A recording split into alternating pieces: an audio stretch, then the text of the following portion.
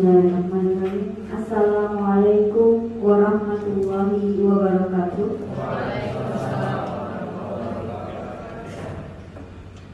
Puji dan syukur marilah kita panjatkan kehadiran Allah yang Maha Kuasa, karena atas berkat rahmat dan hidayahnya kita masih diberikan kesehatan dan keselamatan pada siang hari ini untuk mengikuti kegiatan diseminasi aksi nyata modul 1.4 yang nanti akan dipaparkan oleh Ibu Wulan Puspitasari.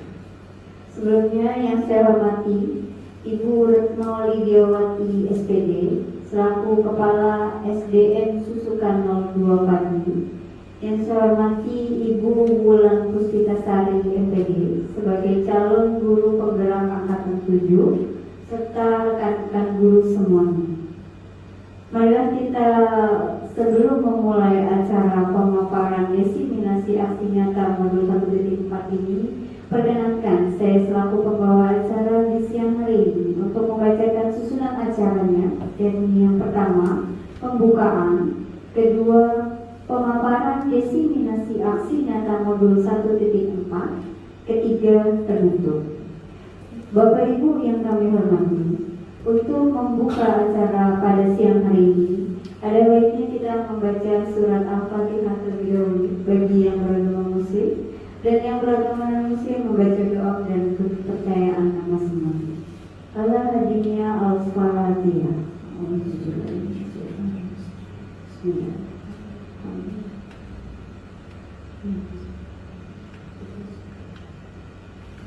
Amin, amin, ya rabbal alamin. Bapak Ibu yang kami hormati, selanjutnya yakni pemaparan diseminasi aksi nyata modul 1.4 yang dalam hal ini yang akan disampaikan oleh Ibu Wulan Puspitasari MPD. Kepadanya saya persilahkan. Terima kasih kepada Ibu Retno selaku pembawa acara. Mungkin akan berdiri saja.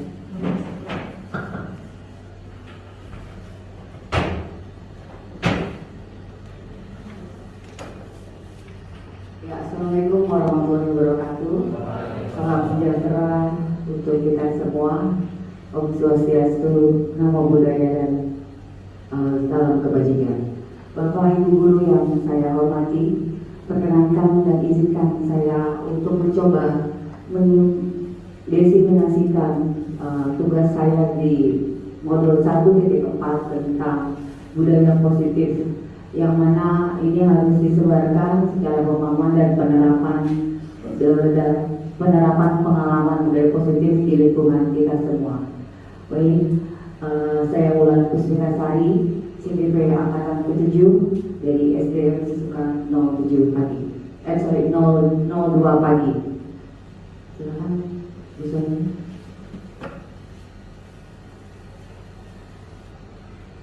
Budaya positif.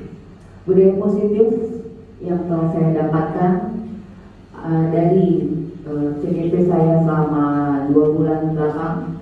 Budaya positif merupakan perwujudan dari nilai-nilai atau keyakinan universal yang diterapkan di sekolah. Ya.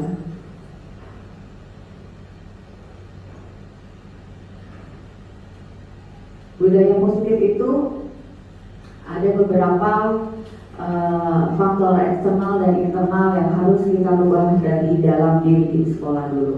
Yang mana adalah perubahan paradigma belajar, lalu disiplin positif, kebutuhan dasar manusia, motivasi perilaku manusia, posisi kontrol restitusi dan keyakinan, serta segitiga restitusi. Sebenarnya masih banyak lagi yang mempengaruhi budaya positif.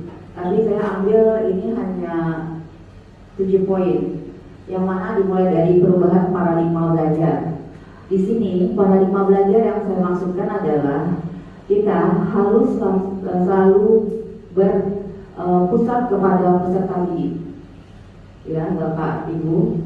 Lalu disiplin positif itu harus juga kita tumbuhkan di dalam diri kita terutama, lalu teman dan ke anak-anak, karena ini saling berkaitan. Lalu ada kebutuhan dasar manusia. Setelah disiplin nanti kita semua punya kebutuhan, yang mana kebutuhan dasar itu banyak nanti macamnya. Akan kita pelajari di slide, akan saya diseminasi di slide selanjutnya. Lalu motivasi perilaku manusia. Setiap manusia pasti perlu motivasi, bukan guru aja ya Pak, anak juga perlu motivasi. Jadi tidak segan-segan kita saling memberi motivasi untuk terjadi perubahan budaya positif di lingkungan pendidikan atau di lingkungan sekolah kita. Lalu ada posisi kontrol retribusi serta keyakinan kelas dan segitiga retribusi. Kebiasaannya keyakinan kelas ini seharusnya kita buat.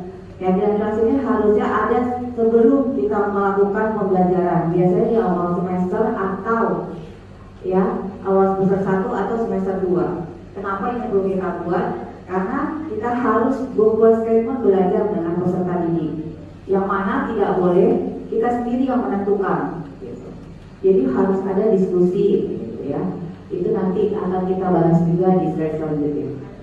Silakan misalnya. Nah, pembelajaran dengan paradigma baru. Pembelajaran dengan paradigma baru dirancang berdasarkan prinsip pembelajaran yang terdiferensiasi sehingga setiap siswa belajar sesuai dengan kebutuhan dari tahap perkembangannya. Ya, untuk mewujudkan profil Pancasila. Saya tahu pasti Bapak Ibu di sini semua tahu paham tentang profil Pancasila. Yang mana profil Pancasila itu sudah ada tentang beriman, bertakwa, bertuhan yang Maha Esa, ya, berkebinekaan global, gotong royong, kreatif, bernalar kritis dan mandiri. Semua sudah kita bahas, kita pelajari, karena kita sudah menggunakan kurikulum Merdeka.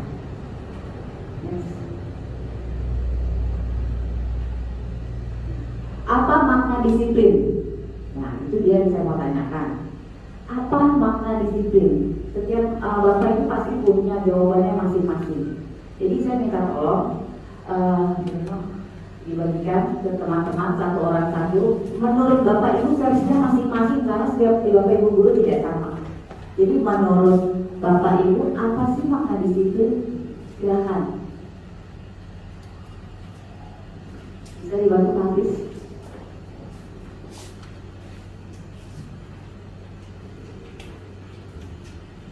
Apa ya disiplin?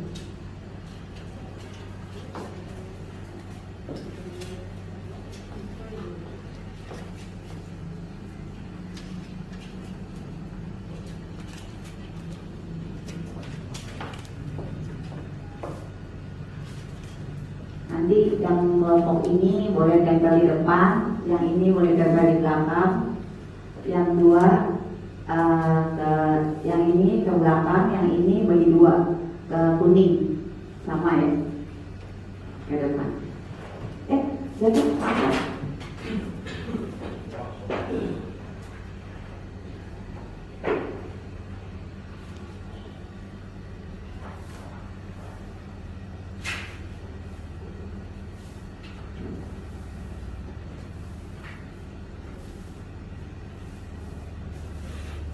Disiplin menurut Pak Hafiz sebagai guru apa Pak? Bahasa Inggris. Ini jabatan saya sendiri. Silahkan ditulis Pak, nanti kita baca.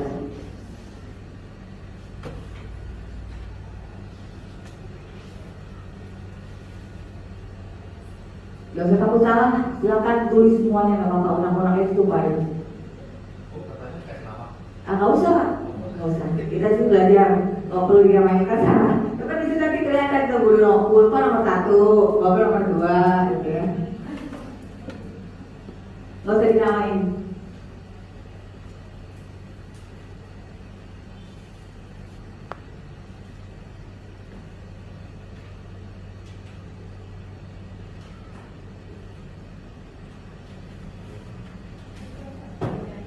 Ya, kalau sudah silakan Bapak Ibu tempel di kantong di depan, rombongan yang dulu Pak.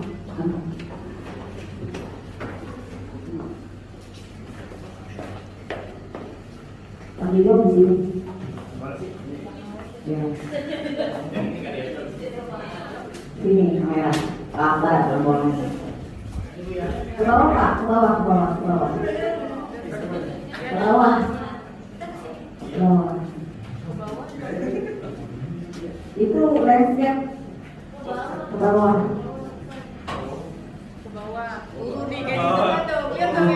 Kelompok satu, keren.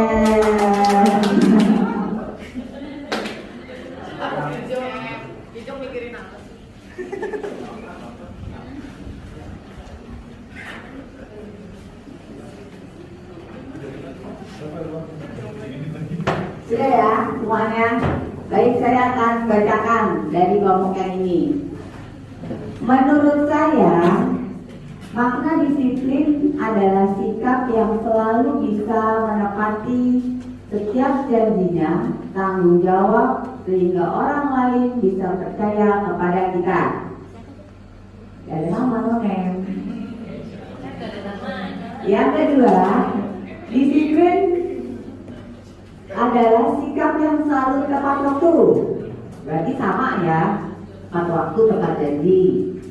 Lalu yang ketiga, keteraturan dalam menjalankan aktivitas dengan penuh tanggung jawab agar dapat melaksanakan tugas dengan sebaik-baiknya. Bisa. Disiplin, taat, dan aturan terhadap nilai yang dipercayai merupakan suatu tanggung jawab. Boleh. Disiplin yaitu taat terhadap nilai yang percaya merupakan tanggung jawabnya. Bisa. Coba yang di belakang saya minta bantu Bapak yang paling belakang bacain tanggungannya. Ya.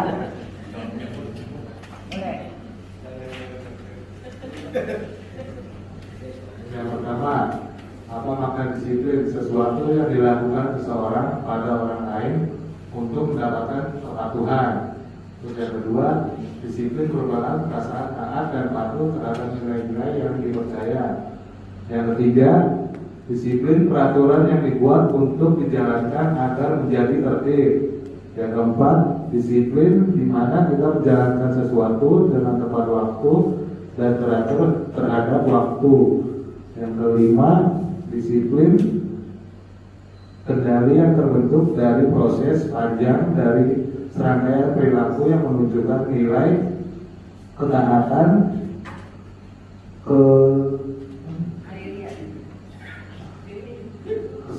kesehatan, keteraturan, dan ketertiban. Ya, kesetiaan. Yang keenam, disiplin adalah sesuai dengan aturan yang telah ditetapkan. Oke, ini ada kesetiaan di sini ya. Lanjut Pak, Allah dimaksud. Ya.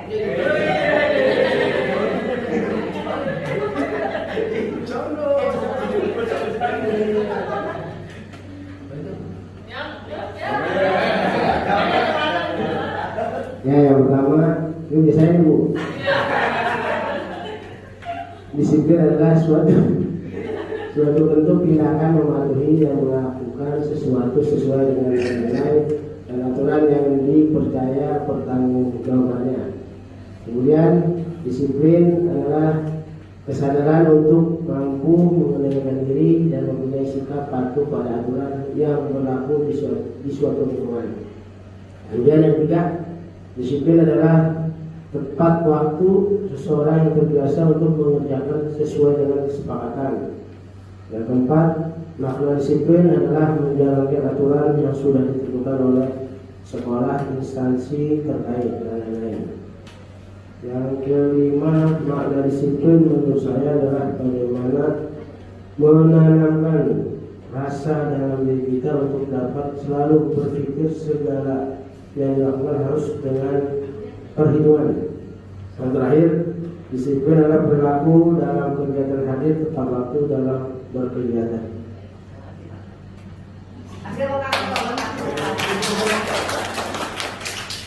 Baik, semua yang Bapak Ibu tulis mengenai tentang disiplin itu memang benar, nggak ada yang salah, ya. Karena setiap orang punya versinya masing-masing. Nah, baik, selanjutnya. Disiplin positif. Disiplin sendiri berasal dari bahasa Latin yang mana disiplina yang artinya belajar. Ya, Bapak Ibu.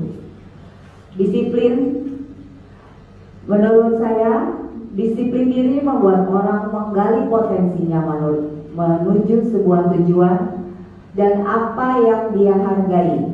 Namun, dalam budaya kita, makna kata disiplin telah berubah menjadi sesuatu yang dilakukan seseorang pada orang lain untuk mendapatkan kepatuhan.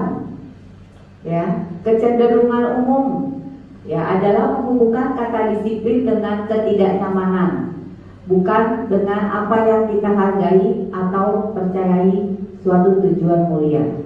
Jadi sebenarnya Bapak Ibu, disiplin itu menurut Latinnya berartinya belajar. Kita semua nih prosesnya dalam hidup itu belajar. Ya. Jadi kita tidak bisa mengejar anak itu tidak disiplin di dalam case permasalahan siswa kita. Ya, karena kita nggak tahu dia di proses belajar tentang apa, karena hidup berjalan berbeda-beda setiap individunya. Jadi disiplin yang Bapak Ibu terangkan itu benar, tidak ada yang salah, karena kita sendiri punya versi masing-masing. Ya, sudah menjalani hidup punya versi masing-masing, tak memaknai kata kalimat disiplin tersebut. Jadi tolong disikapi makna disiplin. Karena kita belajar dan mengajar, di mana kita tetap harus saling bersosialisasi dengan teman sejawat dan terlebih lagi dengan para peserta didik, yang mana kita harus jadi contoh. Makanya kita juga tidak pernah usah malu belajar dari pengalaman teman kita tentang disiplin. Kalau buat saya disiplin itu on time, tanggung jawab, apalagi saya seorang guru olahraga. Ya, belajar. Kalau anak itu tadinya terlambat terus sampai dia bisa masuk tidak terlambat, itu proses, nah itu dia belajar, itu ada perubahan dalam dirinya. Ya, menurut saya juga disiplin itu tumbuh dari diri kita sendiri, nggak bisa dipaksa. Kamu besok jangan datang siang ya, telat ya. Tapi di sini dia belum ada perubahan atau tentang saya besok pengen datang telat, pengennya langsung on time. Nah itu dalam diri dia sendiri, dia mau berubah atau tidak. Ya makanya dibilang belajar. Lanjut. Nah tadi setelah disiplin sudah kita bahas. Lalu saya secara garis besar saja ya Bapak Ibu, kebutuhan dasar manusia yang mana setiap manusia, saya, Bu Sonia, Pak Ijong, ya, punya rasa kesenangan, pasti hobi, lalu cinta dan kasih sayang, benar, sama kucing, hobinya sayang juga, istri juga, ya, penguasaan, kadang ada itu jiwa kita, ini saya lebih guru, pengennya berkuasa, memang guru adalah manajer dari kelas, tapi tidak bisa kita kalau kita harus berkuasa di kelas itu tidak bisa. Karena yang kita hadapi itu adalah manusia, jiwa, rasa, bukan yang benda mati. Jadi setiap anak tuh pengen perlakuan beda. Mungkin anak ini nggak bisa dikasar, gitu, ngomongnya lembut, ya. Ada yang anaknya perhatiin itu aja dia udah baper atau sudah mulai berubah. Jadi setiap anak itu memang unik. Nah, kenapa kita harus belajar tentang kebutuhan dasar manusia? Ya ini yang penting. Nah, oleh karena itu saya mau minta tolong sekali lagi yang pemantik yang kedua. Saya mau Bapak Ibu menuliskan tentang kebutuhan rasa senang, kasih, ya, penguasa dan kebebasan menurut Bapak dan Ibu guru sekalian, karena setiap guru beda-beda. Dari sini kita bisa tahu gitu loh. Kita bisa kasih pelajaran, ini loh gurunya ini begini gitu kan. Nanti muridnya juga yang dipaksakan. Ya, silakan bantu saya, Pak Hafiz, Bu Retno. Misalnya gitu, cinta dan kasih sayang gitu. Kalau saya itu misalnya sayang sama misalnya penuh kelembutan, romantis, kan bisa begitu Pak. Yang kedua kesenangan, saya hobinya main bola, saya hobinya nyanyi, Bu hobinya make up gitu kan, bisa Bu. Dewi hobinya makan gitu. Kesukaannya apa? Setiap orang beda-beda. Iya, terserah kan beda. Kita suka suka apa? Suka coblok apa mesrok? Iya. Kalau bertahan hidup pasti kita survive semua ya. Yang tengah nggak usah ya. Tapi kan kalau yang ini semua pasti punya dong. Rasa kebebasannya apa gitu kan? Kan bisa ditulis di situ. Mau saya apa nih gitu? Iya. Mat-matnya. Iya, manfaatnya. Dibikin aja begitu kotak, gitu. Ini yang senangan, gitu. Bagi 4 gitu. Berarti sisi atas ini apa, gitu. Mau ikutan futsal sama Pak Jong?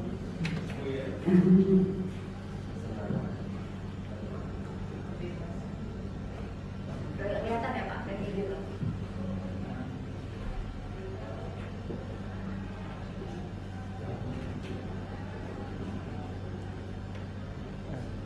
Kalau bertahan hidup kan wajib ya. Bapak Ibu kalau bertahan hidup kita wajib survive ya. Tapi kalau hobi, kasih sayang tuh beda-beda. Kebebasannya juga beda-beda gitu.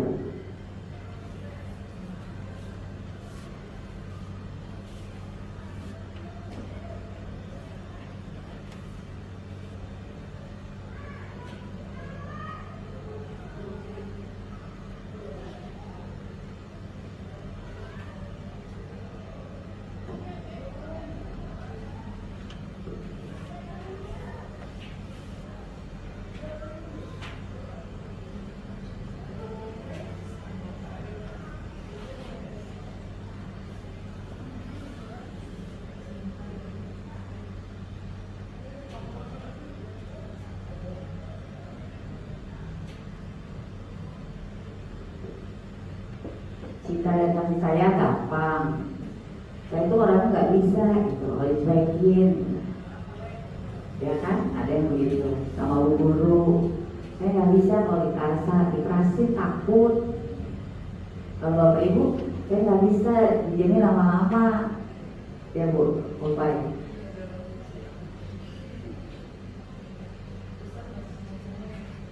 Bisa senyum-senyum katanya. Ini ya. Ya setiap diri itu pasti ada rasa ingin berkuasa Pak. Entah event dimanapun Bapak di keluarga ke, di tempat sosial gitu kan kadang ada dong. Nah itu kan saya nggak tahu seperti apa. Apa selalu ingin jadi leader, gitu kan beda-beda.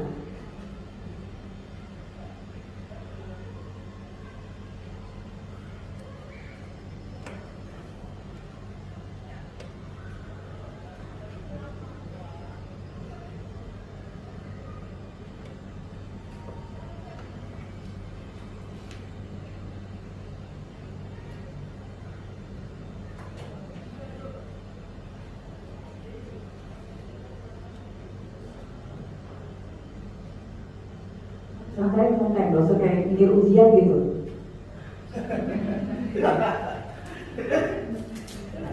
Ya keras gitu sebelumnya.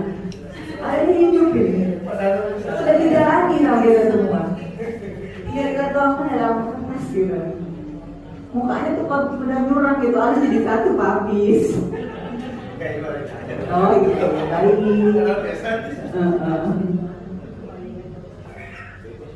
Sudah? Sudah, silakan ditulis Pak, garis kedua sini Pak, bikin bawah lagi.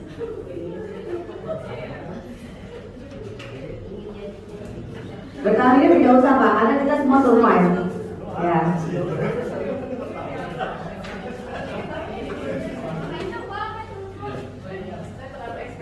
Ini belum ada. Gak apa-apa Pak, lanjut saja.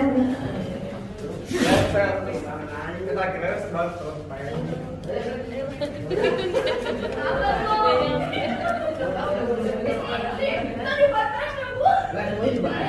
Nanti saya bacakan, saya bahasanya tidak semua ya, takutnya nanti ada yang jadi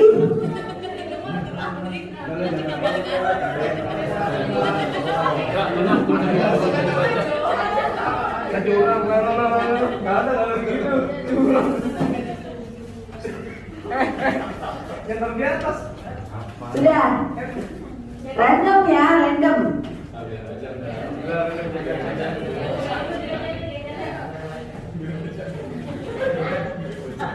Yang tulisannya bisa baca tulisannya.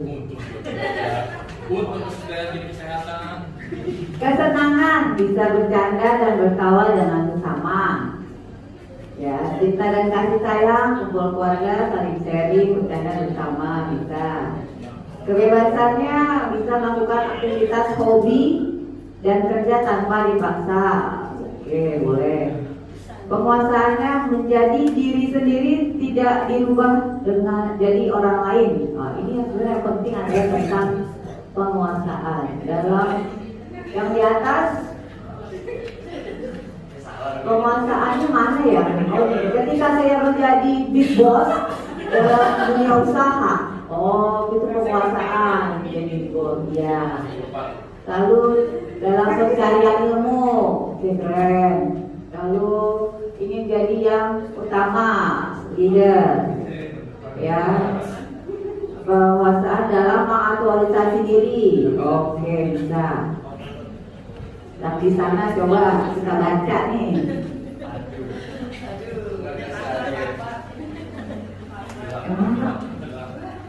Iya. Itu sebagian lagi. Kesenangan makan nasi goreng tengah malam. Cinta dan kasih sayang dibawain lebih baik daripada dijauhkan. Terus bebas, kebebasan mengungkapkan ide kebebasan. Terus berkuasa ketika bermain bola kebebasan. Oh, jadi itu. Terima kasih Pak. Berpuasa ketika bermain bola. Oh, dia mau jadinya striker berarti. Kalau mau bertahan tuh dia. Baik, semua. Oh, yang sana belum.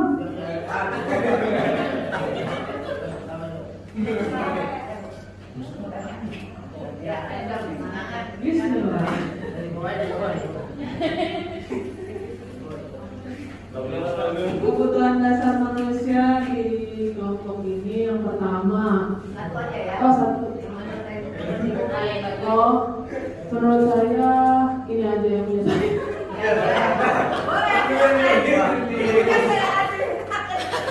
Termasuk kekuasaan. Kalau kesenangan menurut kesenangan bagi saya berbagi rezeki kepada keluarga ketika ada rezeki kita senang banget saya.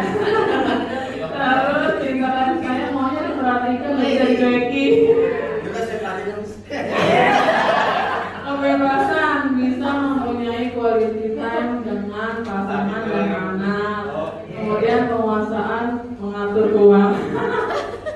Berarti semuanya sama ya, nggak bisa dicuekin. Kebebasan para pria-pria, ada yang mau berbebas dalam mencari pengetahuan lebih, ada yang sukanya main bola gitu, jadi leader. Ya berarti hampir semua sama ya Pak ya. Dan yang maksudnya arahnya ke situ tentang kebebasan, terutama tentang kebebasan, semua maunya bebas gitu ya. Berarti ini sama aja gitu, sama dengan anak gitu. Bahwa anak juga perlu kebebasan. Kebebasan karena kita di sekolah, kita yang akan menjadi kontrol, ya. Kita yang akan menjadi kita beri kebebasan, tapi kita yang akan mengontrol anak sejauh mana tidak merugikan orang lain dan sesuai aturan atau kesepakatan yang telah dibuat di pembelajaran Bapak dan Ibu. Ya, untuk kebebasan. Karena kalau kita lost Pak, bahaya kalau anak, ya, apalagi di kelas. Karena kita manajernya, boleh kita kasih kebebasan, tapi kita jadi kontroler. Lalu penguasaan. Nah, penguasaan ini karena Bapak Ibu sebagai manajer itu diberi kebebasan atau diberi tugas untuk berkuasa dalam satu kelas yang sedang Bapak ajar. Ya, dimana kita juga harus tahu harus bagaimana menjadi penguasa gitu sebagai manajer. Kalau penguasa terlalu ini ya, terlalu kayaknya ya kesannya jadi takutnya negatif. Tapi kita ganti kata menjadi manajer ya di dalam kelas tersebut. Jadi Bapak Ibu yang harus tahu personal anak masing-masing seperti apa, lalu kesenangannya apa, ya diberi kebebasan tapi dikontrol, serta ya sebagai manajer juga harus jangan mentang-mentang yang ini cantik gitu, pepet terus gitu kan. Jangan pintar ya terus dipanggil, sementara yang lemah juga perlu dipanggil gitu. Kamu kenapa sih hari ini ulangannya segini terus nih, ada masalah apa ya gitu kan. Bisa yuk belajar yuk, gak mau sini malam sebagai guru dulu lah, sebagai teman kita posisikan sebagai teman, karena kalau kita di sini tidak bisa jadi teman, apalagi dijalankan di kalangan SMA, SMP, di SD pun saya posisikan diri saya sebagai teman ya, karena anak-anak SD saya kayak gosok di saya ya kelas 5, kelas 6 itu udah mulai puber. Jadi belum terjadi perubahan suara, yang perempuan sudah banyak yang main, sadar kelas sudah main. Jadi kita guru harus beli ya, satu guru kalau di saya, karena saya guru olahraga ya harus tahu setiap kelas hafal ininya murid ini panggil hafal, karena kita sudah biasa sharing diskusi sama dia. Kadang urusan dia suka sama teman prianya bisa sudah ke kita gitu. Itu bisa kita arahkan gitu ya. Jadi ini adalah kebutuhan dasar manusia yang menjadi fondasi untuk kita ke depan ya. Sebelum kita men-treat ke anak, kita harus ke diri kita dulu. Nah, yang baik-baik kita tularkan, yang nanti akan kita berikan kepada peserta didik kita. Gimana sayangnya setiap guru punya strateginya masing-masing. Biar saya ikut TGP, ya Pak ya, guru SMA, guru SMP, guru SD, ada guru TK Pak. Kita semua punya trik-trik guru peserta didik kita masing-masing. Makanya belajar di sini secara universal ya. Tentang basic ini kadang sebenarnya sudah kita lakukan, tapi belum tertulis terkonsep. Jadi setiap anak itu punya note catatan sendiri. Mungkin BK lebih tahu ya, karena setiap guru pasti dikasih catatan ya.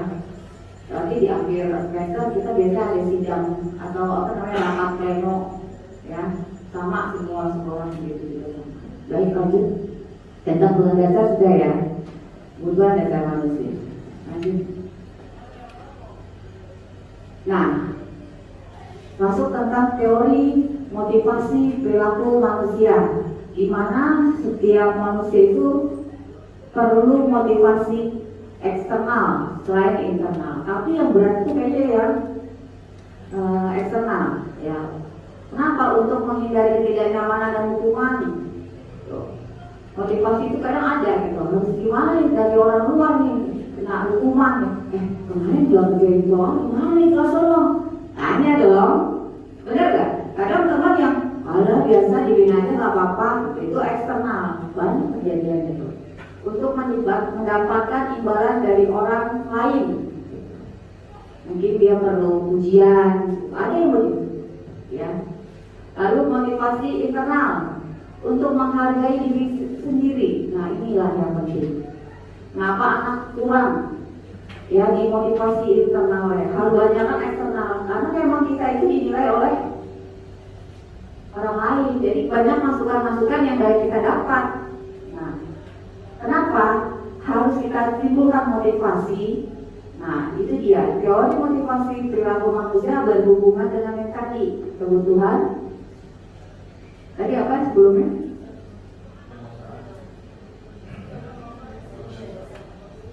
Kebutuhan apa tadi? Ayo baru kita bahas.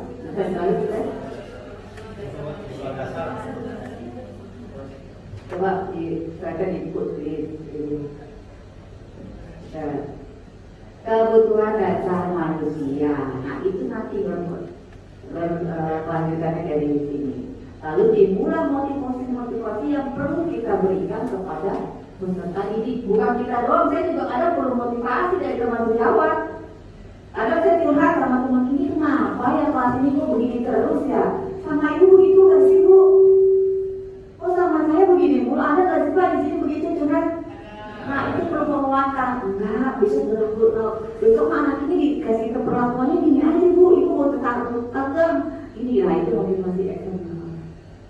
Ya, karena kita masuk sosial, maka banyak masukan-masukan dari teman. Dan jangan baper.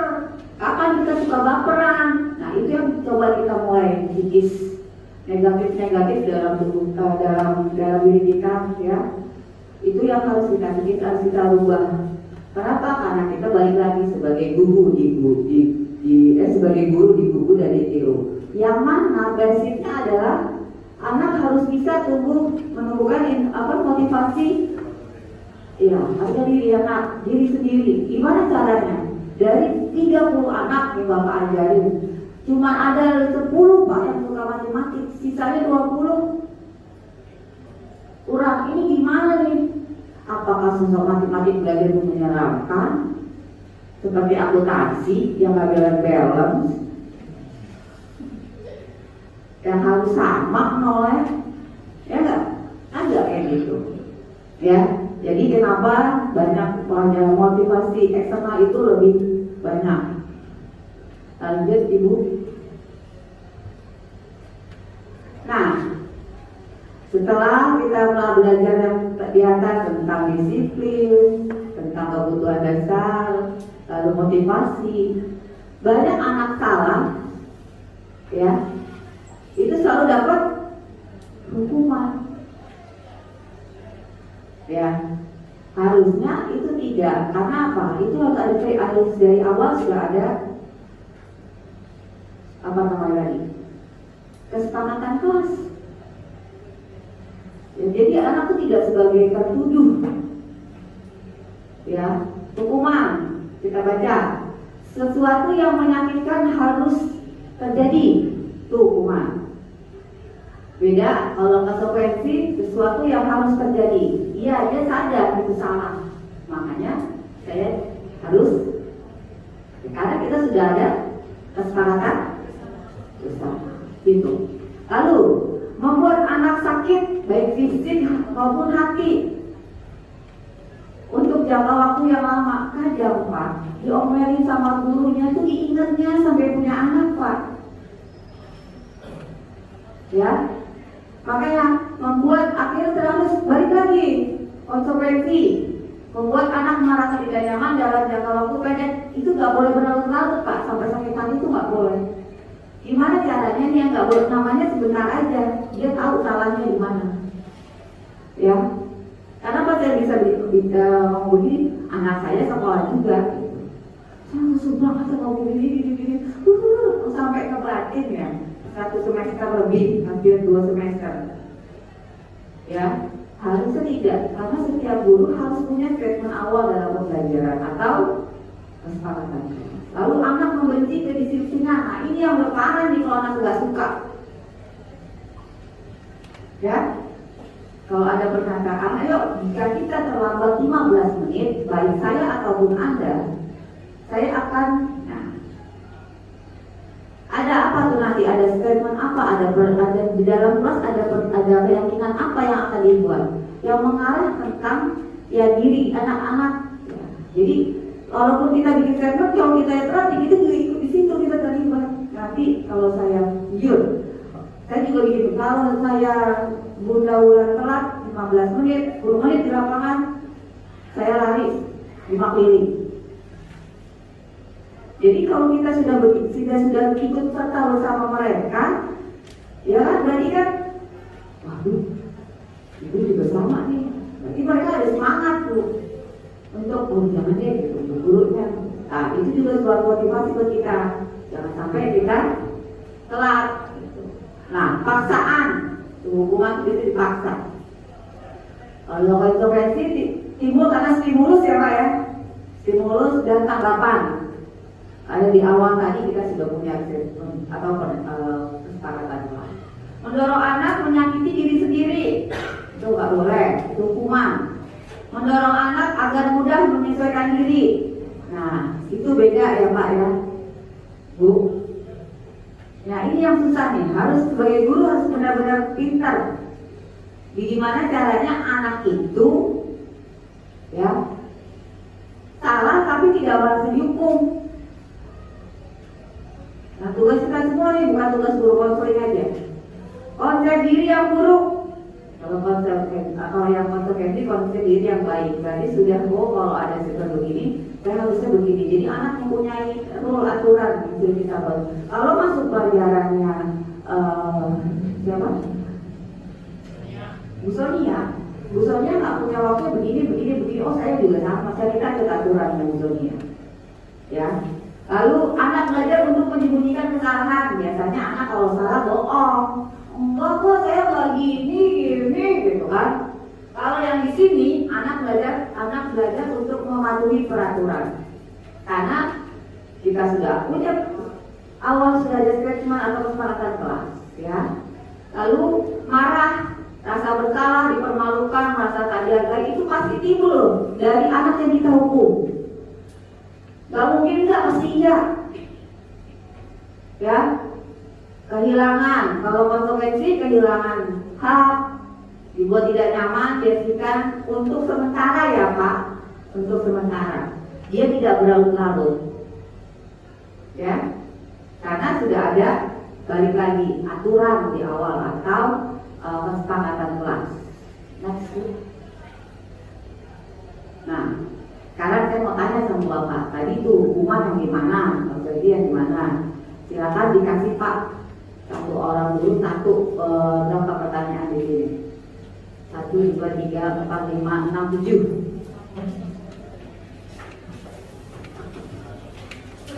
Ini Pak, belakang Pak. Ini hijau, ini merah.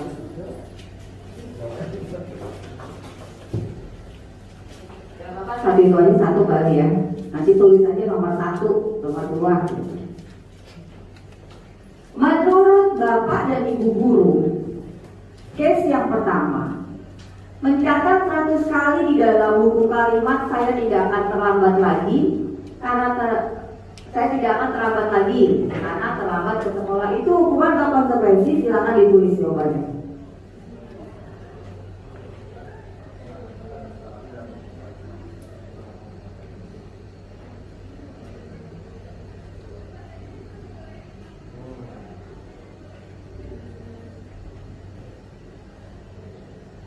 Soal nomor 2, lari mengelilingi lapangan basket 2 kali karena terlambat hadir di sekolah. Itu hukuman atau konsekuensi menurut Bapak? Ibu.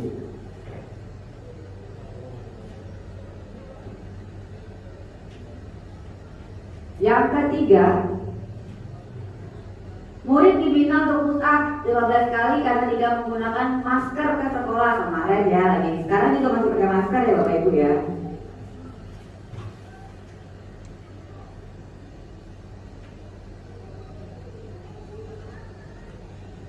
Yang keempat, menggantikan kertas tugas teman yang telah dicoret-coret.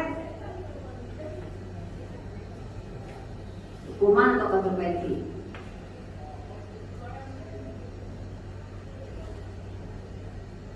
Lalu soal yang kelima, membersihkan tumpahan air di meja tulis karena tersenggol pada saat belajar. Lalu yang keenam, murid disuruh untuk tidak mengenakan sepatu seharian di sekolah karena tidak menggunakan sepatu hitam. Dulu zaman saya begitu tuh, ya. Yang terakhir, lari mengelilingi lapangan basket 2 kali karena terlambat 10 menit untuk pelajaran PJOK. Nah ini hukuman atau konsekuensi? Tadi sudah saya kasih contoh. Ya, Pak Rizky silakan. Menurut Bapak, nomor 1. Menurut saya, untuk yang nomor 1 itu hukuman. Alasannya karena memang itu peraturan sekolah dan bukan dibuat berdasarkan kesepakatan kelas. Karena kalau kesepakatan itu biasanya ada tawar-menawar soal hukumannya. Tapi kalau ini kan enggak, jadi hukuman. Lanjut nomor 2. Bu, kalau Bu, nomor 2. Lari mengelilingi lapangan basket 2 kali karena terlambat hadir di sekolah. Menurut saya konsekuensi. 3, Bu Dewi. Yang sudah bisa ditempel dari murid yang Diminta untuk push up 15 kali karena tidak menggunakan masker di sekolah. Menurut saya hukuman. Jelas berarti ya, harus pakai masker ya. Lanjut, habis. Nomor 4, menggantikan kertas tugas teman yang telah dicoret-coret konsekuensi. Konsekuensi. Next, sampingnya. Ibu cantik. Membersihkan tumpahan air di meja tulis karena tersenggol pada saat belajar. Menurut saya itu konsekuensi. Konsekuensi karena menumpahkan ya. Oke, lanjut. Ini tulisnya siapa ya?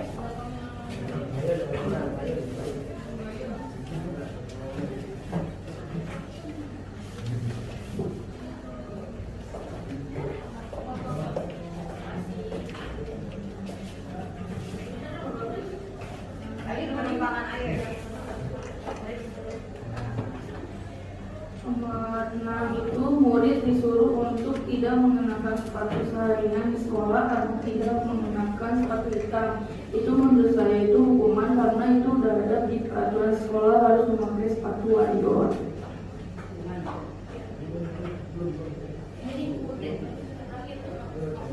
Lari mengelilingi lapangan basket 2 kali karena terlambat 10 menit untuk pelajaran PPOK. Hukuman. Ya. Menurut ini hukuman. Baik, memang sudah ada aturan, itu dia. Sekolah sudah ada tuh untuk karena sekolah punya aturan masing-masing. Ada yang beberapa poin masuk ke aturan peraturan sekolah. Dari awal sudah ada tanda tangan ya Bapak ya di atas materai. Biasanya poin-poinnya poin tentang yang umum, universal, sepatu, ya. Lalu kalau masker semua wajib karena itu instruksi dari kedinasan. Berarti kalau ini termasuk tadi yang masker mana? Hukuman. Ya. Lari menghilangkan basket lari terlambat tadi ada di sekolah. Ya, ini bisa jadi hukuman atau konsekuensi. Hukuman. Lalu yang ini berarti benar ya? Apa? Konsekuensi. Ya. Berarti Bapak Ibu sudah tahu bilang beda mana hukuman dan mana konsekuensi. Di mana setiap anak juga harus paham. Kenapa? Karena perlu. Jangan, mau dihukum? Enggak, ini konsekuensi. Jadi kadang ada yang kurang tidak terbiasa untuk berpikir, jadi nalarnya kurang. Jadi kita harus sering banyak diskusi dan bicara sama anak-anak kita. Ya, Bapak Ibu. Lanjut Bu, karena kita sudah tahu paham banget tentang hukuman. Hukuman, konsekuensi, ada kalimat kata baru yaitu restitusi. Yang tadi hukuman sudah jelas, konsekuensi juga. Apa sih restitusi? Next. Nah, restitusi apa sih? Kalimat kata apa sih?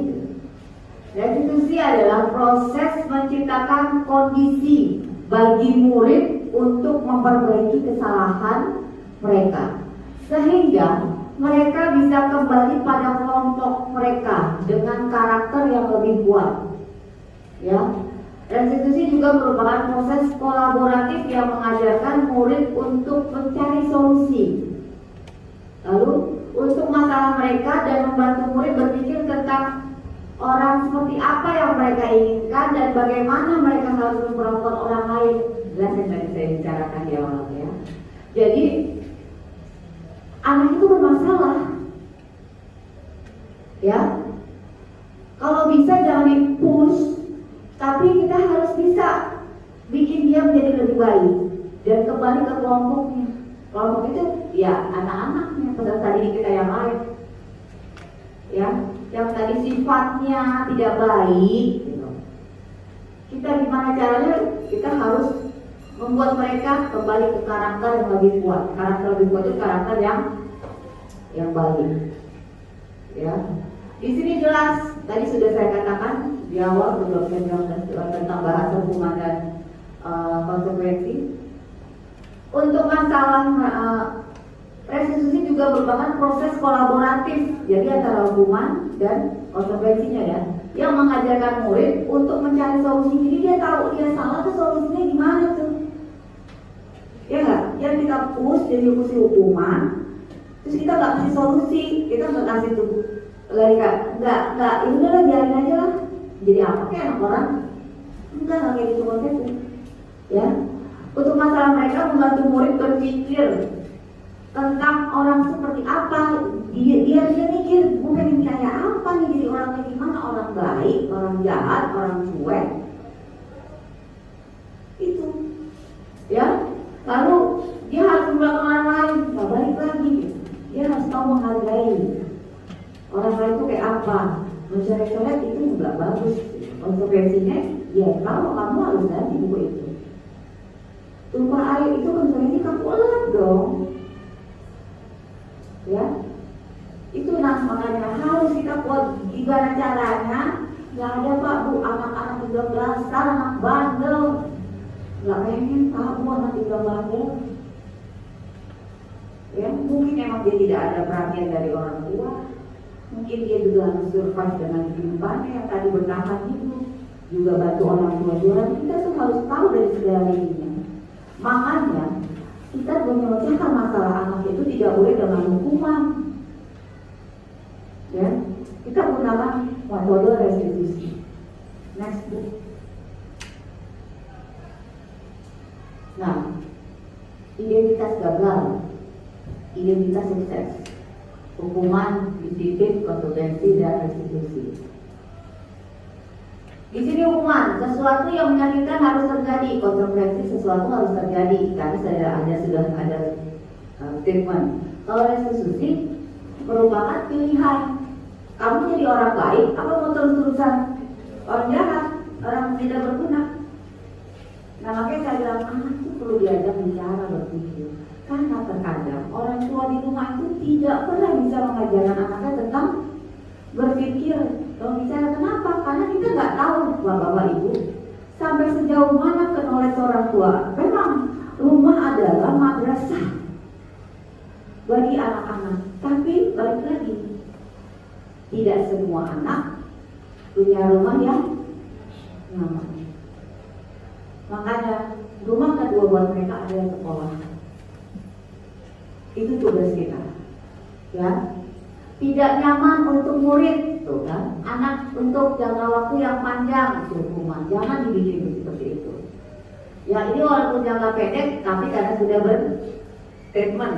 Kalau dalam sudah ada pernyataan atau statement kelas dari yang belum berubah, perlulah direvisi dengan baik. Ya, banyak. Coba bisa dibantu Pak Hafiz baca halaman yang Pak. Ya, satu. Korban mendapatkan keadilan, hukuman. Untuk konsekuensi, korban bisa diabaikan. Untuk restitusi, korban mendapatkan ganti. Lanjut, untuk hukuman perilaku negatif, perilaku pasif, murid atau anak akan tersakiti. Untuk konsekuensi, murid atau anak dibuat tidak nyaman. Restitusi, murid atau anak mendapatkan penguatan. Lanjut, yang hukuman perilaku pasif agresif meningkat. Pasif agresif meningkat. Terus lanjut, untuk konsekuensi penguatan hanya bertahan dalam jangka waktu pendek. Untuk restitusi masalah terpecahkan. Lanjut, untuk hukuman sistem tidak akan berjalan bila murid tidak takut. Untuk konsekuensi memerlukan monitoring dan supervisi terus menerus dari guru. Untuk restitusi murid belajar bertanggung jawab untuk perilakunya. Lanjut, hukuman berlaku hanya pada sebuah institusi, tidak berlanjut pada kehidupan nyata. Untuk konsekuensi membantu penerapan mengikuti peraturan dalam masyarakat. Untuk restitusi fokus pada memecahkan masalah dalam jangka waktu yang panjang. Untuk hukuman peraturannya adalah kamu harus. Tapi untuk konsumsi apa peraturannya? Mampukah kamu melakukannya? Terima kasih. Untuk restitusi apa yang kamu yakini? Apa yang bisa kamu lakukan untuk memperbaiki masalah ini? Lanjut, terakhir, untuk hukuman murid atau anak membenci peraturan. Konsekuensi murid atau anak menghormati peraturan. Untuk restitusi murid atau anak menghormati dirinya dan orang lain. Baik, terima kasih Pak Hafiz. Jadi jelas ya, dimana hukuman itu sangat menyakitkan pasti, ya. Perilaku hukuman itu pasti untuk hanya pada saat dia dihukum ya itu aja, ya. Sedangkan konsekuensi membantu penerapan mengikuti peraturan dalam masyarakat. Sudah mulai diatur gimana caranya bersikap. Nah, kalau yang restitusi dipecahkan masalahnya dalam jangka waktu panjang dan dia bisa akan membengkas. Jadi tidak hanya sesaat. Oh, jadi di waktu sekolah tuh ada di sininya di memori itu ada bekas. Kalau begini nggak bisa. Sampai nanti dia punya anak nggak bisa kalau kayak gitu. Ya, dari jangka waktu yang panjang. Jadi jelas di mana hukuman itu tidak baik, konsekuensi sudah ada, tapi akan menjadi lebih baik kalau kita restitusi suatu masalah. Lanjut Bu. Nah, penghargaan yang tidak efektif. Menurut Bapak Ibu, penghargaan menurunkan kualitas seperti apa ya? Ada sampel atau contoh nggak? Nih kalau menurut saya ya, ini penghargaan menurunkan kualitas. Anak itu prestasi bagus. Nanti kalau kamu juara terus, enggak kasih. Besok juara 100.000. Dapat juara 1. Besok dia juara lagi, kalau dapat juara lagi dari bulan dapat 100.000 lagi. Ya, itu menurunkan kualitas dia. Jadi sebenarnya mampu, nggak usah dikasih duit video, dia mampu prestasi terus. Ya kan? Benar kan? Jadi nggak bisa langsung dipakai begitu kan? Lalu penghargaan mematikan kualitas. Ada contoh nggak Bapak Ibu di lapangan? Pernah nggak? Kita ngasih penghargaan tapi mematikan kualitas dia. Ada yang bisa bekerja nggak? Pengalaman Bapak Ibu mengajar udah lama nih. Seperti apa gitu? Ada nggak Pak? Bisa bantu nggak Pak?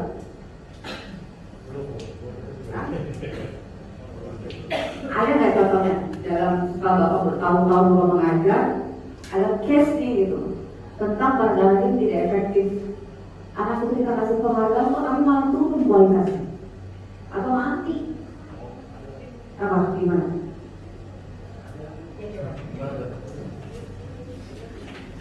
Penghargaan mematikan kualitas, misalnya ada anak juara karate atau silat dipanggil di lapangan, kemudian dijelaskan kalau dia juara ini, tapi di detik itu juga kepala sekolah atau yang berwenang cuma menjanjikan nanti saya ini ya, nanti saya itu ya, nanti akan saya kasih ini ya, tapi ternyata tidak ada realisasinya. Udah lama ada realisasinya, apa ya kan? Secara nggak langsung dia bakal berpikiran cuma ngomong doang, soalnya nggak usah deh. Jadi secara nggak langsung mematikan kualitas karena ibaratnya mematikan motivasi dia buat mendapatkan juara lagi di kompetisi selanjutnya. Begitu. Terima kasih Pak. Ada lagi nggak Pak? Nggak Pak? Belum ya.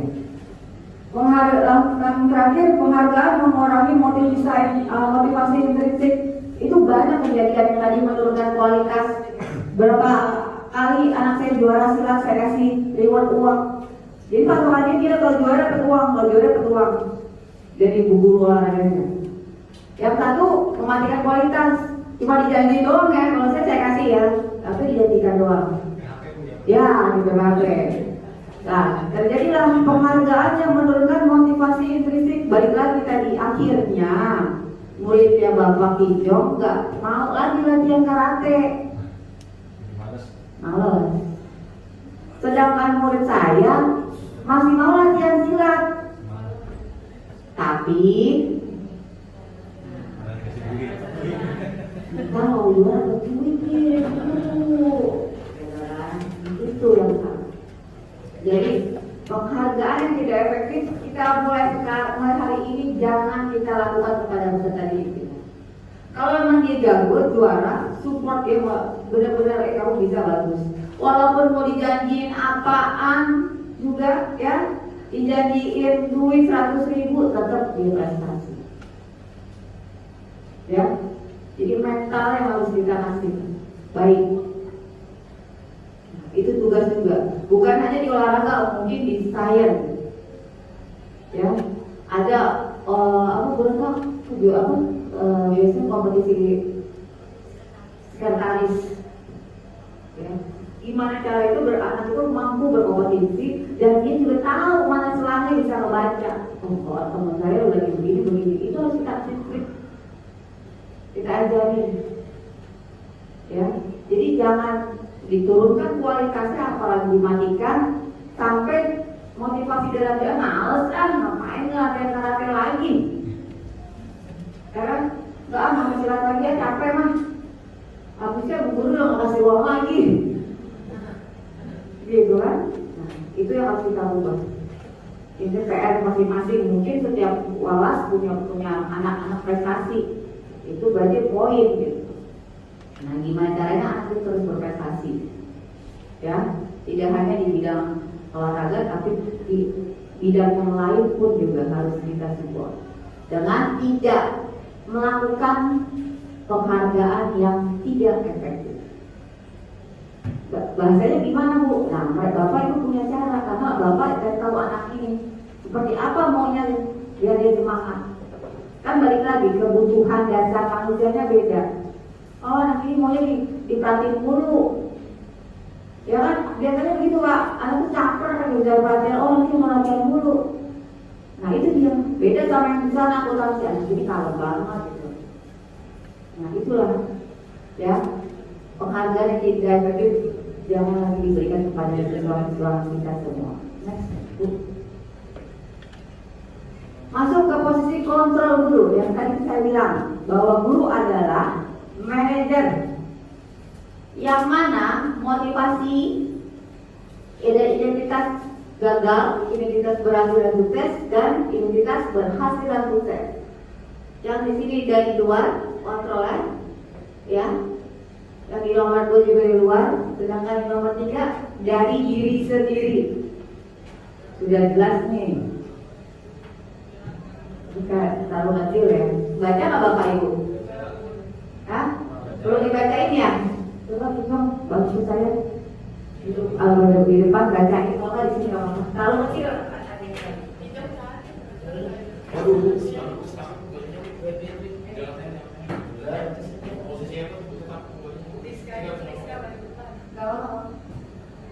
Oke, Inggris. Ke depan. Posisi kontrol dulu. Ya. Lanjut. Ya, motivasi guru, dari guru aja. Dari guru berbuat. Guru berbuat, menghati, menunjuk-nunjuk, menyakiti, menyindir. Ya, itu penghukum ya, Itu penghukum. sebagai penghukum. Pembuat orang merasa bersalah, menceramah,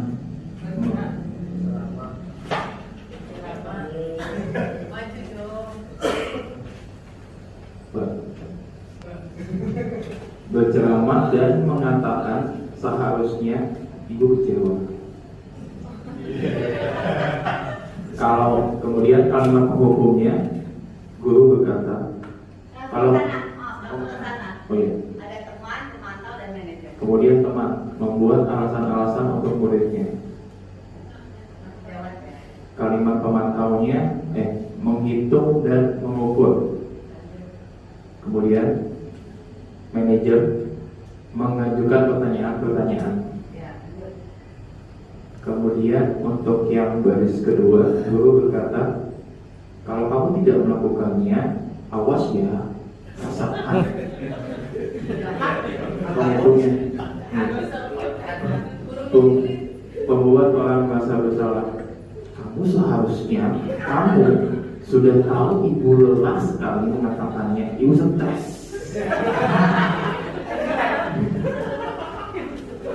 Teman, ayolah lakukan demi ibu.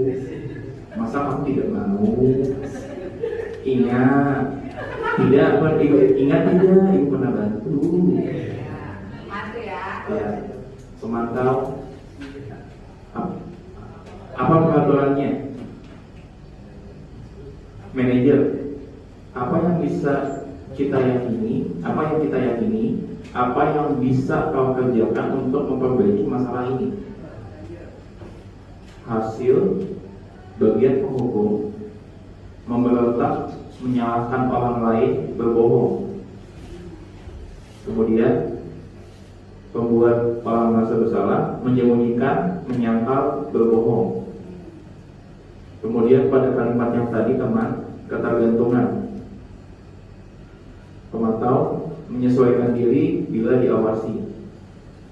Terakhir manajer menguatkan pribadi. Kolom keempat,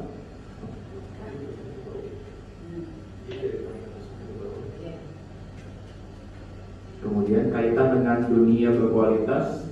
Pada bagian penghukum, murid meletakkan guru di luar dunia berkualitas. Pada bagian pembuat orang merasa bersalah, murid meletakkan guru di dalam dunia berkualitas. Pada bagian teman, murid meletakkan guru sebagai orang yang sangat penting di dunia berkualitas. Bagian pemantau, murid meletakkan guru, peraturan, dan hukum di dunia berkualitas. Pada bagian manajer, murid meletakkan dirinya sebagai individu yang positif dalam dunia berkualitas. Kemudian murid berkata pada bagian penghukum, biarin aja, nanti juga marah-marah lagi Bu Sonia. Kemudian membuat orang merasa bersalah, maafkan saya teman, saya pikir bapak atau ibu teman saya, ternyata begitu. Pemantau, berapa banyak bintang yang saya harus peroleh, berapa halaman yang harus saya tulis. Manajer, bagaimana caranya saya bisa memperbaiki keadaan. Dampak pada murid. Bagian penghukum mengulangi kesalahan, membuat orang bersalah, merasa rendah diri. Dampak pada teman, lemah, tidak mandiri, tergantung. Bagian pemantau, menit beratkan pada sanksi atau hadiah untuk dirinya. Manajer mengevaluasi diri, bagaimana cara memperbaiki. Terima kasih Pak Kijong. Kasih tepuk tangan, aplaus buat Pak Kijong. Bapak Ibu guru sekalian, sudah dibacakan oleh Pak Kijong, Pak Rizky. Menurut Bapak Ibu mau jadi yang seperti mana nih? Yang identitas gagal, yang di tengah identitas berhasil sukses, tapi kontrolnya dari luar. Atau yang terakhir, berhasil sukses tapi dari dalam diri. Bapak Ibu mau yang mana nih? Sebagai apa? Dan sekarang di posisi Bapak Ibu sekarang ada di mana? Dan sekarang itu aja dulu. Sebelum kita membahas tentang mau jadi mau yang mana, tapi Bapak Ibu setelah membaca ini, Bapak Ibu ada di posisi yang mana? Yang pertama, yang kedua, apa yang ketiga? Bapak udah jadi manajer sekarang nih, sudah jalankan. Yang di posisi ini, Bapak Ibu sekarang sudah membaca ini semua. Bapak Ibu sekarang ada di posisi yang mana?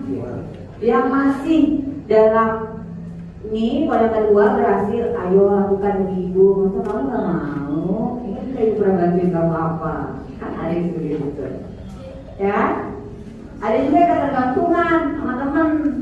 Nanti kan sih bisa begini, bisa begini, ya? Murid meletakkan guru sebagai orang yang sangat penting di dunia berkualitas, hanya ikhlas, berkualitas belajar.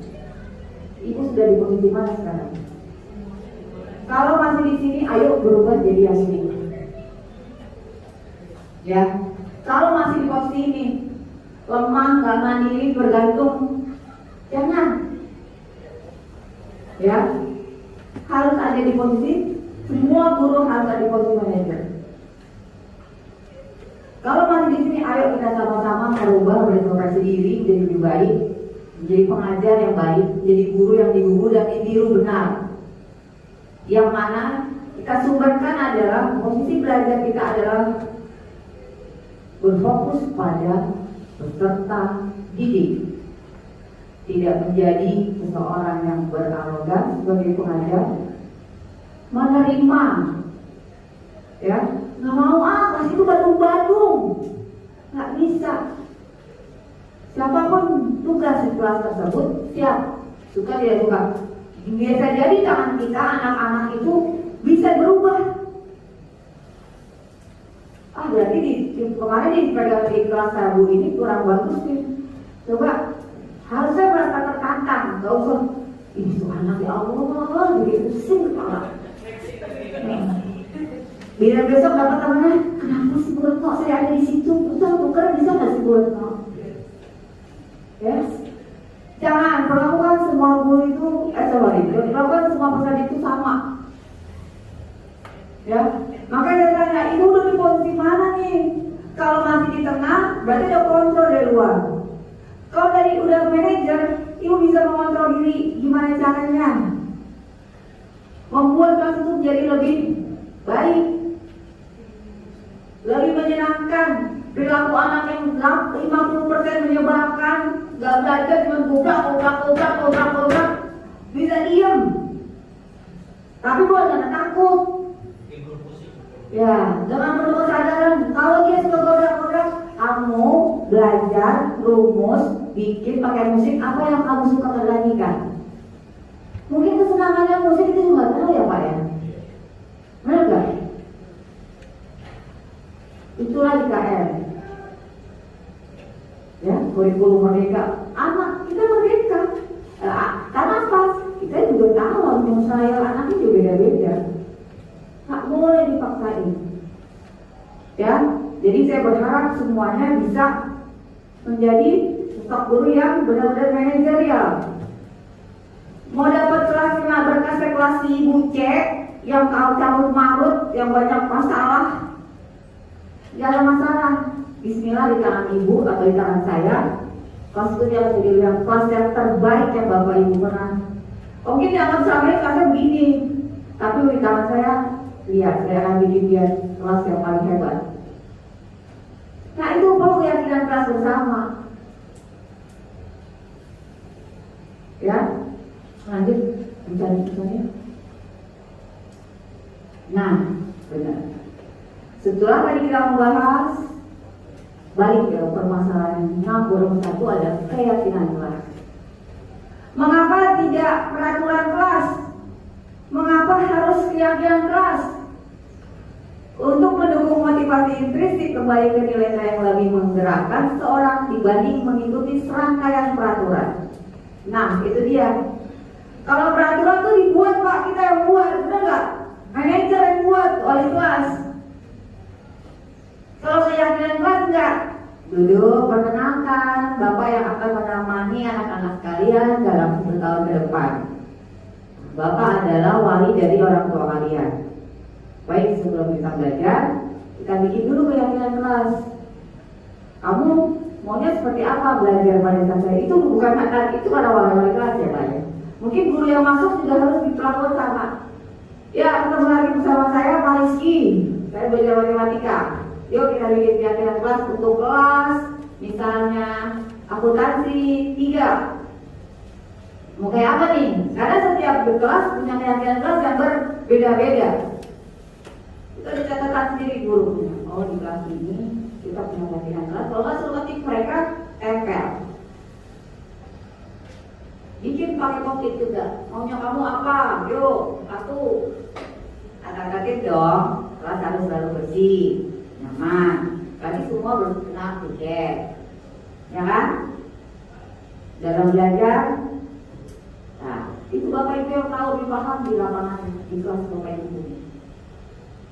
Ya, itu fungsi dan gunanya keyakinan kelas. Karena ini akan menjadi latihan mereka. Jika ada yang salah, Ibu nggak usah pusing. Ya boleh sekalian. Itu anakku berulang kali Bu salah, coba bayangin saya bikin saya muntah deh. Ibu sudah buat keyakinan kelas belum? Di kelas Ibu. Ya, berulang kali. Coba dengan triknya dirubah ya Bu, caranya jangan begini. Kalau Ibu bingung, sharing. Waktu kamu kelas itu kalau dia gimana sih caranya? Ya, itu keyakinan kelas. Karena itu basic. Kenapa? Kalau keyakinan kita waktu keyakinan kelas, kita biasanya akan menghukum. Apalagi anak SMP, ya SMA, SMK lah, dia sudah bisa berpikir dan mungkin beda sama anak SD. Anak SD itu saya bikin keyakinan kelas. Ada aturan main dalam pembelajaran olahraga. Tidak terlambat, berkata tidak boleh kasar. Ya, kalau kata-kata disuruh pukul mulutnya sendiri 10 kali. Ya, karena kita basic dasar, jadi kita ada adab. Ilmu bukannya kita nggak mau anak kita pintar berilmu, enggak. Tapi kita harus sadar, yang itu yang pentingnya itu adab. Ya, gimana yang Ibu dari kalau depan sudah disambut teacher, ada senyum, salam, sapa. Ya, itu wajib itu. Karena kalau kita nggak begitu, mereka nggak tahu itu gurunya bukan, nggak segan. Ya Bapak Ibu ya, tentang keyakinan kelas. Kenapa? 3 peraturan. Kalau peraturan pasti jatuhnya ada. Kamu nggak ikut peraturannya gimana? Yuk sesuai keyakinan kelas yuk. Ya nanti Bu. Nah, bagaimana pembentukan keyakinan kelas? Ada beberapa macam Bu, Pak. Sudah saya jalankan di SD. Sebenarnya sudah di SD. Sebelum saya mengajar di SD, saya mengajar di SMK, SMA Wijaya Kusuma ini juga sudah saya terapkan. Ya, karena buat saya ini penting tentang keyakinan kelas. Kenapa? Satu, lebih abstrak dari peraturan. Iya dong. Kalau peraturan tuh sakot, coba ya, nggak bisa sakot. Iya, harga mati betul. Lalu berupa pernyataan universal, ya. Jadi pernyataan-pernyataan universal itu timbul dari mereka sendiri.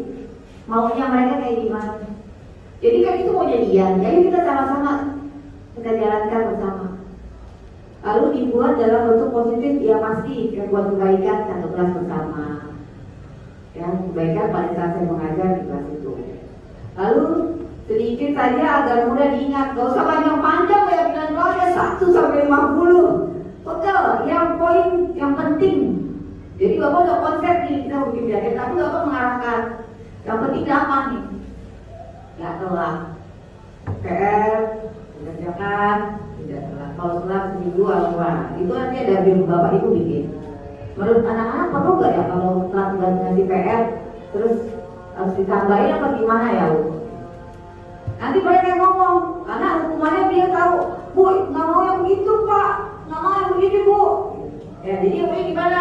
Ada basic, ya, sesuai dengan kondisi kelas dan sekolah agar tetap diterapkan. Semua warga kelas sekolah dilibatkan saat membuat. Ya benar, semua warga kelas. Ya, next. Nah, yang segitiga restitusi tadi Pak Bu, sudah hukuman, konsekuensi, ada jalan yang terbaik adalah restitusi. Ini rumus Pak Bu, saya juga baru dapat di CGP. Jadi validasilah masalah atau tindakan yang salah, lalu menanyakan keyakinan ke anak atau peserta didik yang melakukannya. Setelah itu jangan terlalu lama, maksudnya di-push punishment, lalu harus menstabilkan identitas gue. Jadi identitas itu jangan terlalu kamu salah, tidak. Ya, dibuat senyaman mungkin anak. Ini dalam segitiga restitusi. Kamu tentu punya alasan mengapa melakukan itu. Ini ada di sini ya. adakah cara yang lebih efektif untuk mendapatkan apa yang kamu butuhkan?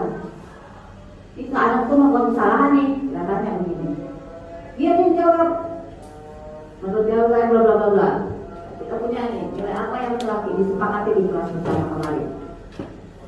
Lalu kalau kamu nggak berubah, kamu jadi kayak apa ke depannya? Ajak mereka bicara, ajak kalian mereka berpikir. Karena itu anak kadang kurang jam ngobrol sama orang tua, jadi nggak tahu mau kemana. Nah, karena setiap manusia pernah melakukan salah, nggak usah anak kita juga, ya.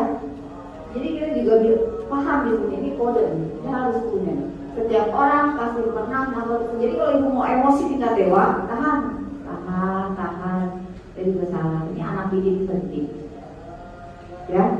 Karena kesalahan mungkin yang anak itu lakukan pernah dilakukan oleh murid kita sebelumnya. Jadi pada saat ada masalah, pakai sendiri dan saya baru tahu Pak Bu pada saat TGP. Ini ada bentuknya. Padahal saya sudah melakukan gitu. Secara praktek saya sudah melakukan seperti itu. Ternyata ini ada mungkin seperti itu. Jadi ini harus kita pakai untuk memecahkan masalah anak. Ya, jadi tanggung jawabnya bukan dari konseling di BK, tapi kita juga harus paham dimulai dari kelas. Karena setiap personal, setiap peserta ini beda karakter, beda sikap dan sifat. Ya, jadi penanganannya ibu yang paham. Lanjut Bu.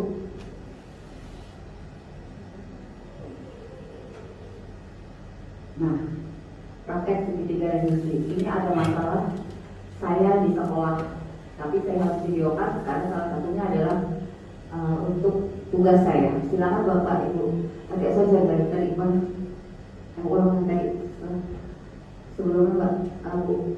Nah ini terus mana lagi?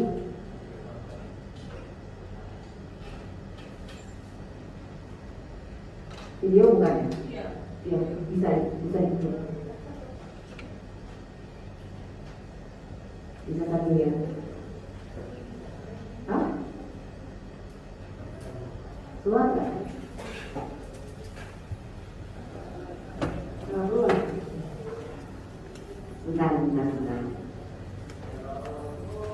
Ada videonya, nanti Bapak bisa lihat gimana saya nge-treat anak di SD. Ya, karena sebagai tugas, jadi kebetulan anak ini bermasalah Pak Bu. Jadi sekalian saya ambil gitu, juga sekalian saya nge-treat, kita menyelesaikan, memanggil dia, menyelesaikan kasusnya dia, saya ambil, jadi saya videokan. Silakan Bapak Ibu lihat ya.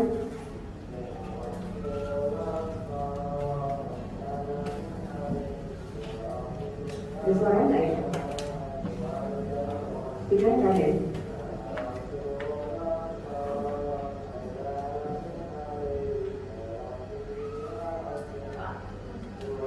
Itu ada Bluetooth.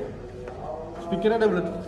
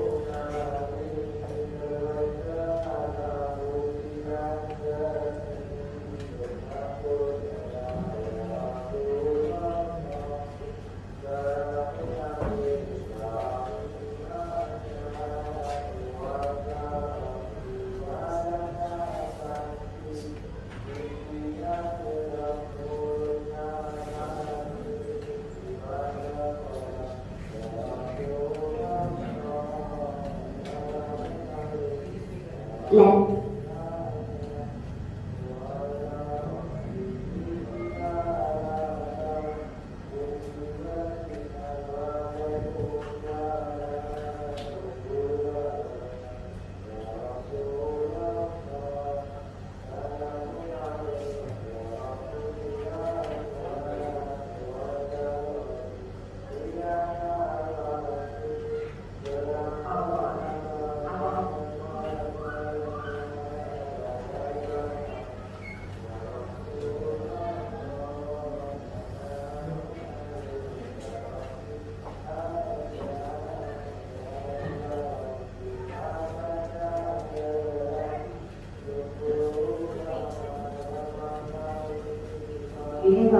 untuk kasus saya di Sumber 2 yang mana saya angkat untuk tugas saya juga.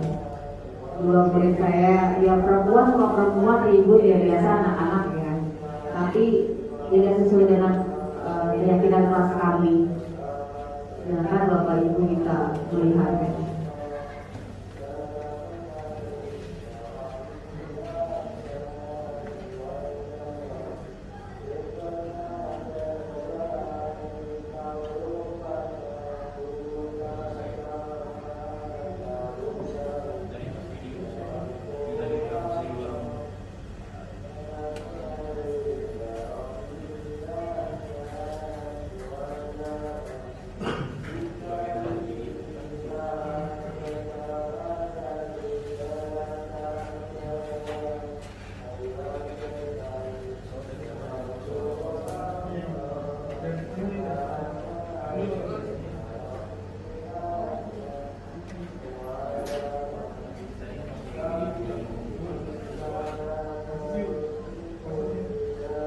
Maksudnya adalah Alfa berbeda dengan Vina dengan menendang Vina.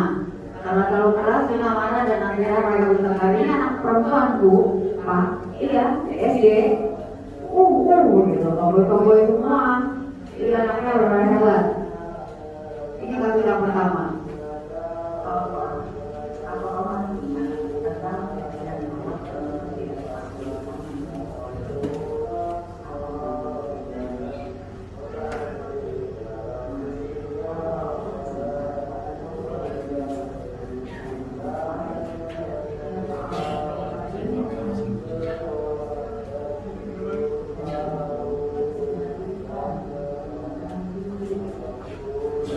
Jadi mereka bersahabat tapi akhirnya tidak ada kelewatan Pak Bu.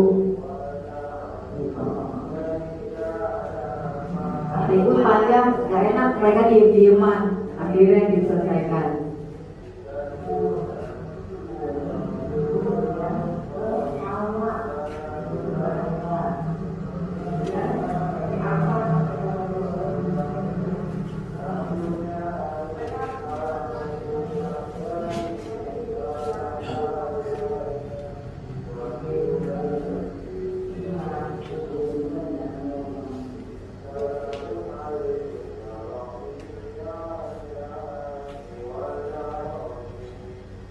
Proses penyelesaian kasus saya sangat baik dan berpihak pada murid.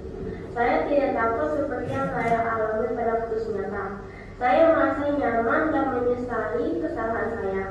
Penyelesaian seperti inilah yang saya inginkan sebagai siswa. Saya berharap semoga guru-guru lain mengikuti cara penyelesaian masalah ini. Terima kasih. Wassalamualaikum warahmatullahi wabarakatuh. Setelah anak itu saya selesaikan, saya suruh tulis. Jadi kamu kayak gimana maunya. Dan dia akhirnya menyimpulkan masing-masing Pak Bu. Dia merasa saya takut tadinya, tapi ternyata nggak seperti yang dia bayangin ngerjainnya. Ya, jadi dia saya tulis, ya udah tulisin aja. Jadi saya bikin kasusnya dia sudah diselesaikan, tulis. Menurut kamu seperti apa maunya kasusnya diselesaikan? Ternyata dengan metode restitusi itu dia lebih lama. Ya. Lanjut yang kasus kedua, pimpinannya sering terlambat karena rumahnya jauh. Jadi ibu bapaknya pisah, lalu ibunya bekerja. Bekerja itu di daerah Cilodong. Jadi dia berangkat digojekin sama ibunya ke Susukan 2. Jadi sering terlambat, ya. Tapi anaknya aktif, pintar, ya. Namanya Vina.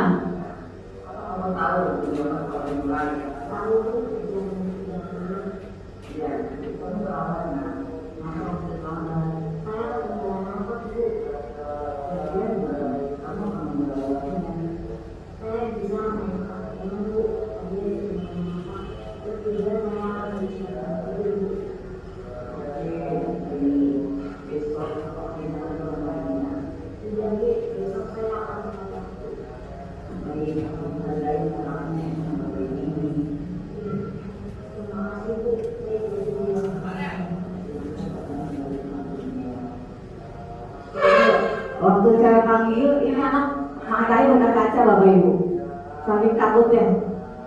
Ya, dia sekali naik angkot karena ibunya kesiangan, tapi dia mau sekolah. Gitu. Tapi 2 kali sebelumnya sudah telat, jadi ada beberapa guru komplain. Tapi saya juga harus bicara dengan teman sejawat saya.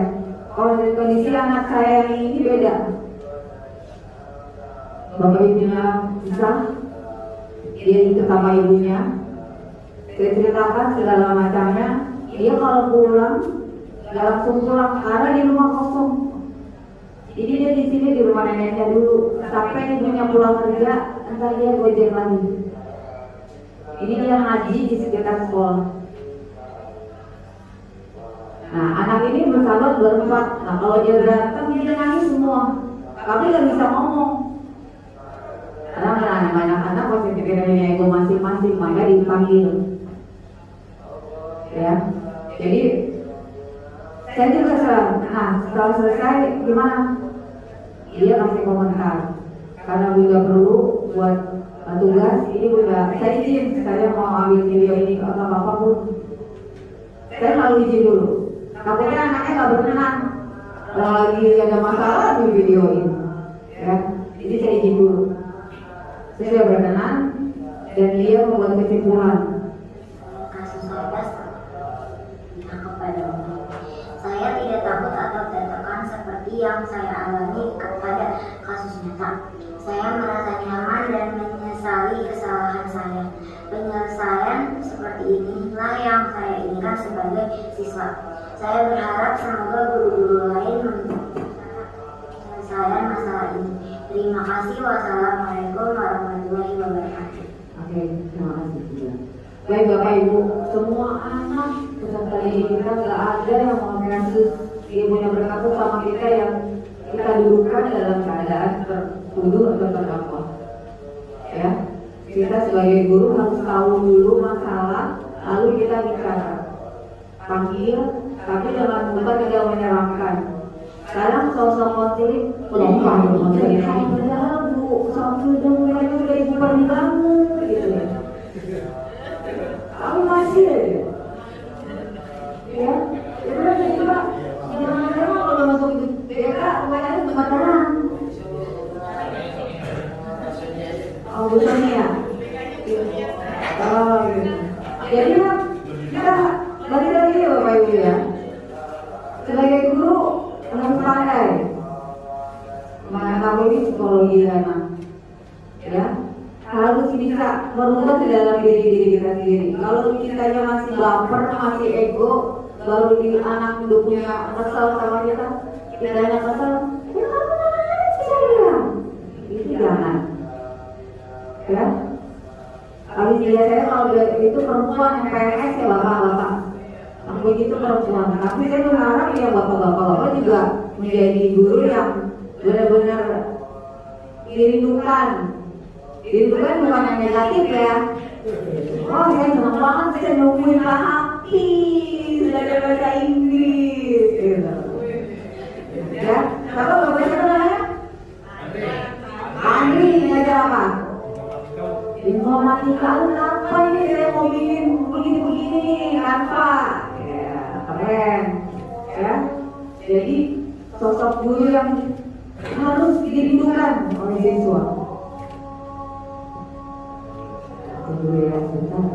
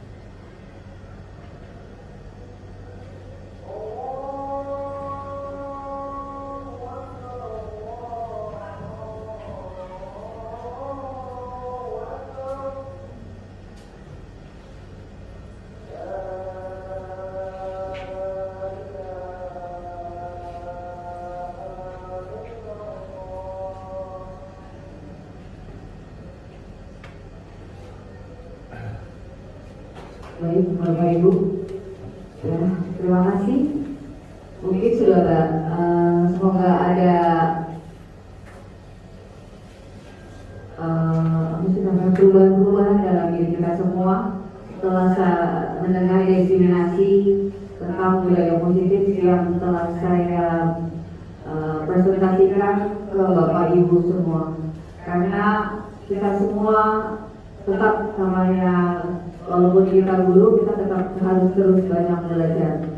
Belajar itu bukan dengan yang tua, tapi kadang kita belajar juga dengan peserta didik kita.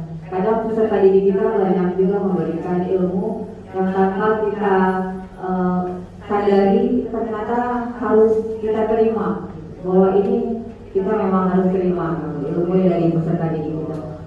Jadi saya sekali lagi berterima kasih kepada Bapak dan Ibu guru sekalian sudah menyempatkan waktu untuk mendengarkan diseminasi aksi nyata modul 1.4 dalam menyelesaikan tugas modul pertama saya. Kembali lagi saya mohon maaf atas kekurangan yang saya berikan pada presentasi diseminasi hari ini. Semua ilmu datangnya dari Allah Subhanahu wa Ta'ala, kekurangannya pasti datang dari saya. Kembali lagi saya mengucapkan beribu-ribu terima kasih. Semoga kita semua menjadi pendidik yang benar-benar dapat menjadi guru yang dapat digugur dan ditiru, menjadi pendidik yang diidolakan, yang ditunggu kehadirannya oleh peserta didik kita semua. Terima kasih sekali lagi. Wassalamualaikum warahmatullahi wabarakatuh.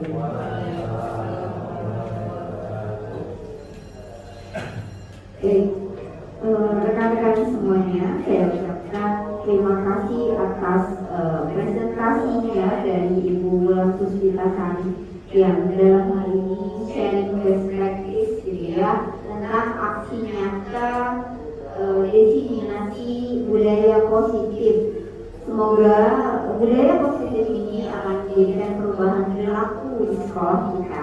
Kesimpulan yang bisa kita ambil adalah yang pertama, kita menerapkan disiplin yang positif, kemudian memahami kebutuhan dasar manusia, yang ini bukan cuma kita aja gitu ya, tetapi siswa juga gitu. Kita harus pahami apa sih kebutuhan dasar mereka gitu ya. Kemudian yang ketiga, motivasi perilaku manusia yang harus kita pelajari khususnya untuk anak-anak kita. Dan pada siang hari ini kita juga diberikan sebuah simulasi situasi bagaimana kita menyelesaikan sebuah permasalahan hingga kita akhirnya mendapatkan ilmu pada siang hari ini, yakni selama ini kita hanya dengar hukuman gitu ya, tapi ternyata di kurikulum merdeka gitu kita harus punya sebuah konsekuensi gitu ya. Kita harus belajar kepada siswa kita sebelum kalian dimulai, yakni kita buat keyakinan keras. Ya, apa yang Bapak Ibu lakukan pada siang hari ini, saya harapkan dapat kita terapkan nanti di saat KBM berlangsung, yakni pembelajaran kita yang menyenangkan, gitu ya. Dari 1 jam lebih kita sudah bersama dengan Ibu Wulan, yakni bukan hanya teacher center, gitu ya. Tadi kita nggak cuma dari Ibu Wulan aja, gitu, tapi ternyata student center. Kita bisa lihat di ruang kelas ini sudah banyak tempelan-tempelan hasil tugas-tugas kita yang itu sebenarnya tugas gitu, tapi kita merasa nyaman dan enjoy aja gitu ya, karena kita punya sticky yang warna-warni. Mungkin Bapak Ibu nanti bisa diterapkan kita semua di sekolah agar pembelajaran kita menyenangkan. Dan jangan lupa ada 6 dimensi profil pelajar Pancasila kesimpulan dari bulan tadi, yakni beriman bertakwa kepada Tuhan Yang Maha Esa dan beragama mulia. Kemudian kita harus menerapkan mandiri untuk siswa kita, bergotong royong, berkebinekaan global, bernalar kritis, dan yang terakhir kreatif. Demikian sharing best practice tentang disiminasi aksi nyata modul 1.4 yang dipersembahkan oleh Bulan Puspita Sari untuk sekolah kita. Semoga ilmu yang kita dapatkan hari ini bisa diterapkan untuk di kegiatan belajar mengajar di sekolah kita. Akhir kata, kami seluruh dari Dewan Guru mengucapkan selamat melanjutkan pendidikan lagi di bulan di Calon Guru Penggerak Angkatan 7. Semoga sukses sampai dengan menyelesaikan seluruh modulnya. Akhir kata, saya selaku pembawa acara mengucapkan terima kasih dan mohon maaf jika selama keberlangsungan acara ini ada kekurangan. Wassalamualaikum warahmatullahi wabarakatuh.